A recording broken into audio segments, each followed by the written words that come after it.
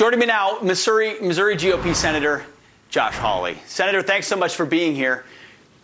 After all of that, what did you hear?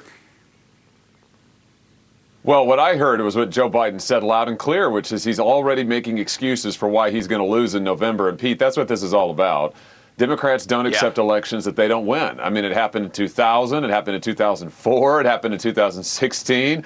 Now it's going to be 2022. I mean, if Joe Biden thought that his party was going to win these elections, then all would be fine. But he thinks, and because the polls suggest, he's going to lose them. His party's going to lose them, the House and the Senate, and therefore they're illegitimate. I mean, it's dangerous, it's wrong, it's ridiculous, and everybody knows it's ridiculous, and yet there he is out there saying it.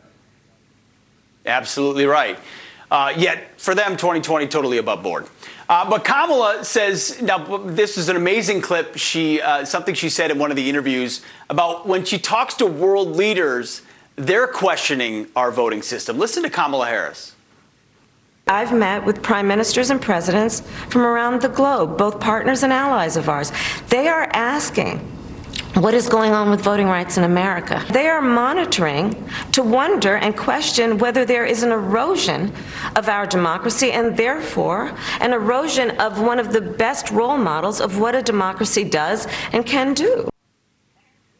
So, Senator, could it be that they're calling the White House because Kamala Harris and Joe Biden keep saying and building a straw man about their own legislation that creates confusion in the world that, my goodness, I don't know, in America, certain people are blocked at the polls and not allowed to vote? Yeah, you know, I'm not sure that I really believe that little story that the vice president just told there, but if that is happening, I bet world leaders do have a lot of questions. They probably wonder who the heck is in charge in this White House, because it doesn't appear to be the president of the United States, and it sure doesn't appear to be the vice president of the United States. So who is really running the show?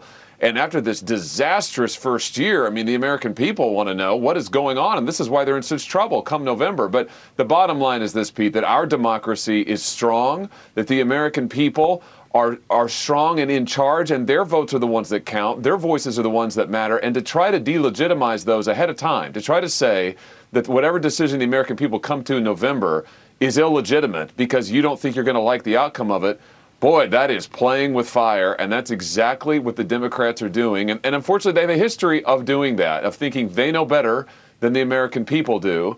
And that's just the same song, 50th verse that we're hearing from them again.